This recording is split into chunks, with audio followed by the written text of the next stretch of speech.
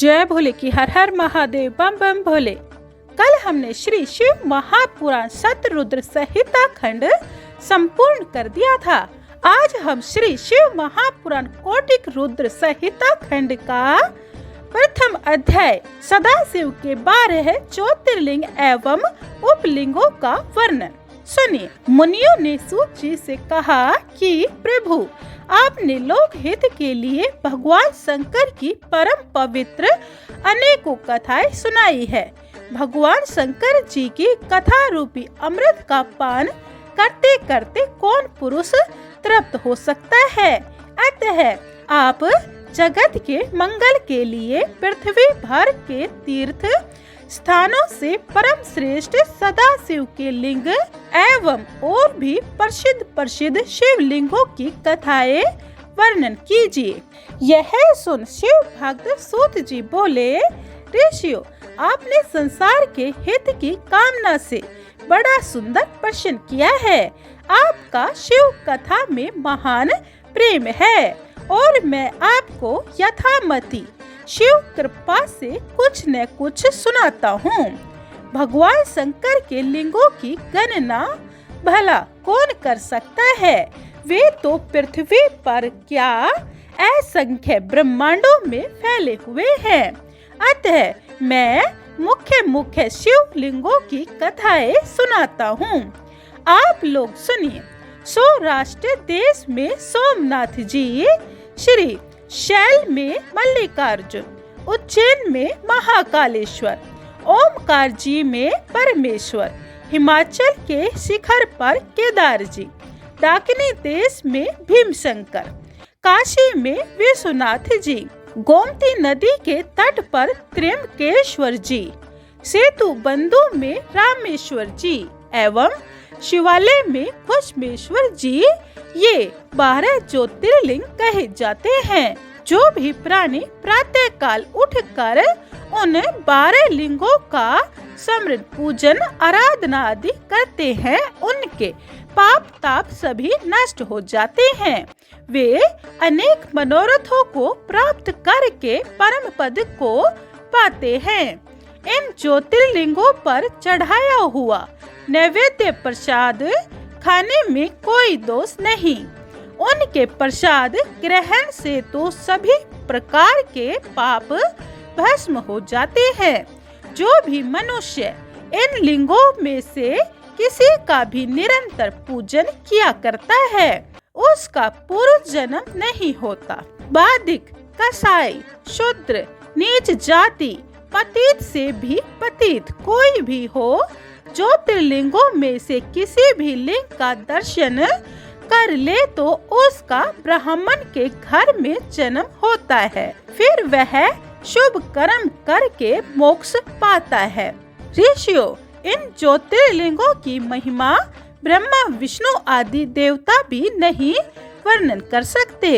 अब उनसे उत्पन्न हुए शिवलिंगों की कथा सुनी। समुद्र एवं पृथ्वी में मिलाप वाले स्थान पर श्री सोमेश्वर जी का जप लिंग अनकेश्वर नामक लिंग है। मल्लिकार्जुन से प्रकट हुआ उपलिंग रुद्रवेश्वर नाम से प्रसिद्ध है। वह ब्रह्मकेश देश के संपूर्ण प्राणियों को सुख देने वाला है। नर्मदा नदी के तट पर महाकाल नामक शिवलिंग से प्रकट हुआ दुघेश नामक उपलिंग है और जो ओमकार से प्रकट हुआ करमेश्वर नाम का उपलिंग है, वह बिंदु सरोवर में सब प्रकार के मनोरथ पूर्ण करने वाला प्रसिद्ध है। केदारेश्वर से प्रकट हुआ भूतेश्वर नामक उपलिंग है, वह यमुना के तट पर विद्यमान है। भीम शंकर से प्रकट हुआ उपलिंग जो बल बुद्धि को बढ़ाता है, उसका नाम भीमेश्वर है। वह पर्वत पर प्रसिद्ध है। नागेश्वर शंकर का उपलिंग पाप नाशक भूतेश्वर नाम से प्रसिद्ध है। मल्लिका सरस्वती नदी के तट पर विख्यात है।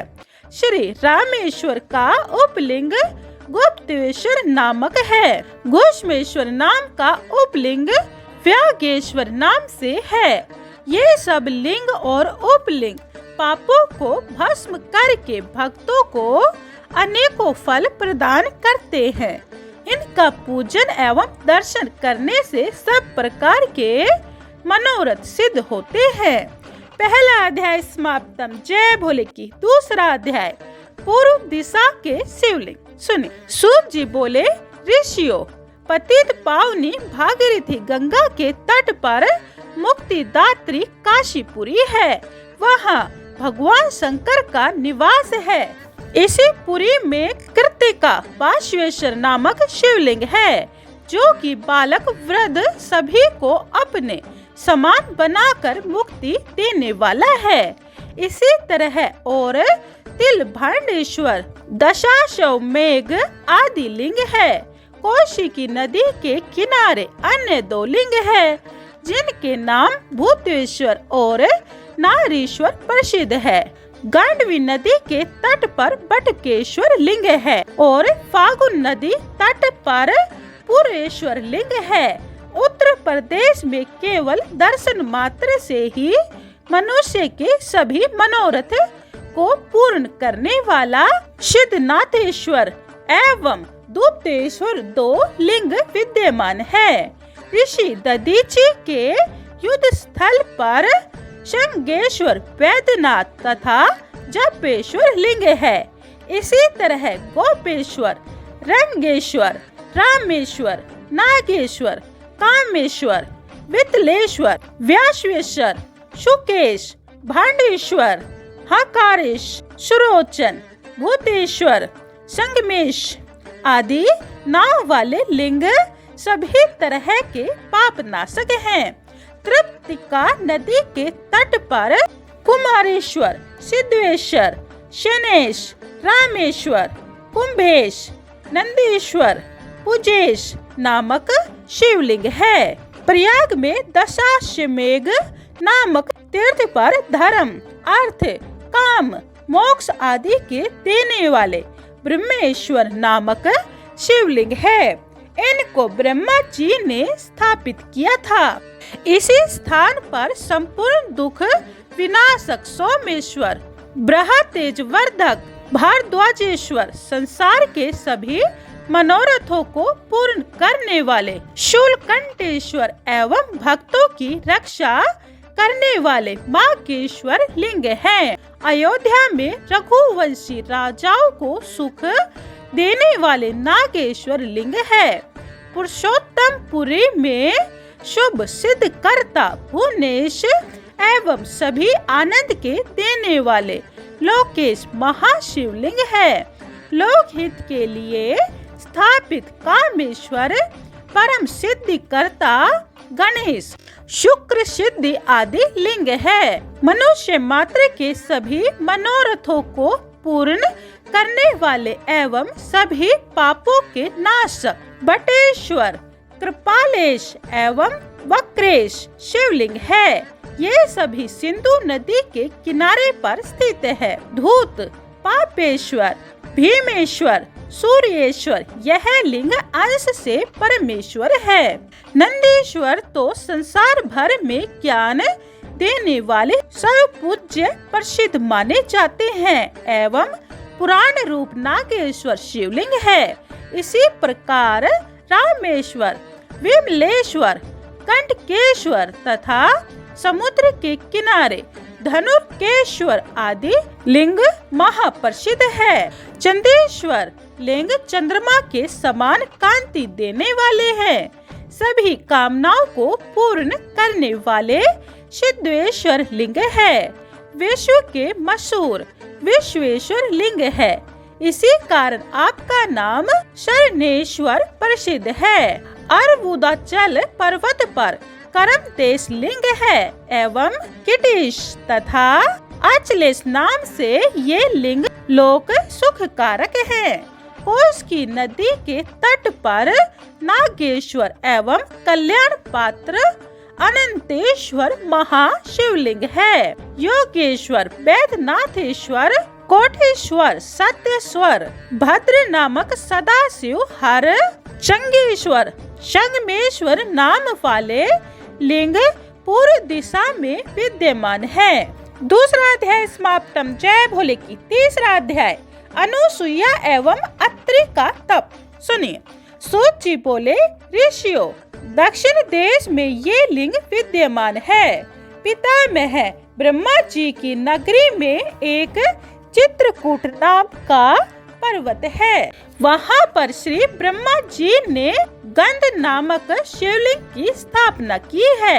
यह सब प्राणियों को सभी प्रकार की संपत्ति देने वाला है। उससे पूर्व दिशा में मनुष्यों के मनोरथ पूर्ण करने वाला कोटिस नाम का शिवलिंग है और पाप नाशिनी गोदावरी के पश्चिम की ओर पशुपति नामक शिवलिंग है। वहाँ से दक्षिण की ओर लोक हितकारक सती श्री अनुसुईया जी को आनंद देने वाला अत्रीश्वर लिंग है। ऋषि बोले, सूत जी, तजो में अत्रिनाशक शिवलिंग की किस प्रकार उत्पत्ति हुई, कृपया करके विस्तार पूर्वक सुनाइए। सूत जी बोले, ऋषियों, दक्षिण की ओर चित्रकूट पर्वत के समीप कामद नाम का महावन है। ब्रह्मा जी के पुत्र अत्रि ऋषि ने अपनी पत्नी अनुसुईया जी के साथ वहाँ निवास करके बहुत समय तक तपस्या की। एक समय की बात है कि उस वन में वर्षा न हुई। इस प्रकार 100 वर्ष तक अकाल पड़ गया। अन्न जल का अभाव हो गया। भूख से प्राणी मरने लगे। पेड़ पत्ते फल फूल कुछ भी न रहा। सारी प्रजा दुखी हो गई। यह देखकर अनुसुईया अत्यंत व्याकुल होकर अपने पति देव से बोली, पति देव, मैं इन प्राणियों का दुख नहीं देख सकती।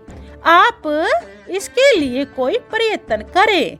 यह सुनकर महर्षि पद्मासन लगाकर बैठ गए। प्राणायाम द्वारा वायु ब्रह्मांड में जाकर शिव ध्यान में मगन हो गए। उन्हें शरीर की सुध बुध न रही। शिव की सारी दिव्य ज्योति द्वारा उनके हृदय में प्रकाश भर गया। जब अत्रि जी समाधि में लग गए तो उनके शिष्य गण यह देखकर भूखे प्यासे वहां से भाग गए। तब तो अकेली अनुसुईया पति की सेवा में तत्पर हुई। सती ने मंत्रों द्वारा वहां पार्थिव प्रतिमा की रचना की। फिर नियम पूर्वक उनके अर्चन पूजन में लग गई। मानस उपचारों के द्वारा पूजन से शिव को प्रसन्न करने लगी। हाथ जोड़कर अपने पति तथा शिव की परिक्रमा नित्य का उनका काम था। साध्वी अनुसुईया अपने पतिव्रत के प्रभाव से बड़े तेज वाली थी। महर्षि तथा अनुसुईया दोनों ही शिवाराधना में संलग्न थे। ऋषियों, श्री महादेव जी उन दोनों की तपस्या से प्रभावित होकर ऋषि मुनि वेद गणों को साथ लेकर वहां पहुँचे और गंगा आदि पवित्र नदियां भी उनके दर्शनार्थ वहां आ गई। उनकी तपस्या की सराहना करते हुए सब बोले, और भी ऋषि मुनि सभी तपस्या करते चले आ रहे हैं, किंतु अत्रि मुनि की पत्नी अनुसुईया जैसी पति सेवा एवं तपस्या किसी ने भी नहीं की। दोनों धन्य हैं। इस प्रकार सभी देवता ऋषि मुनि उन दोनों की कीर्ति गायन करते करते अपने अपने धाम में चले गए। किंतु भगवान शंकर अत्यंत प्रसन्न होकर अपने संपूर्ण अंशों से वहां रुके रहे। केवल अंश भाव से कैलाश पर पधारे। पतित पावनी गंगा जी भी अनुसुईया के पतिव्रत प्रभाव से उस पर अनुग्रह करते हुए प्रेम पद होकर वहां रुक गई और बोली, अब जब तक मैं पति प्रायण अनुसुईया का हित न कर लूं, तब तक कहीं न जाऊंगी। अनावृष्टि 54 वर्ष तक रही। किंतु महर्षि अत्रि जी वैसे ही तपस्या में लगे रहे। इसी प्रकार अनुसुईया जी पृथ्वी पर वर्षा न होने तक अन्न जल न लेने की प्रतिज्ञा में पूर्ण रहे। तीसरा अध्याय समाप्तम। जय भोले की। चौथा अध्याय अत्रीश्वर की महिमा वर्णन। यह आप अगली वीडियो में सुने। जय भोले की। हर हर महादेव। बम बम भोले। कमेंट में जय भोले की लिखे। जय भोले।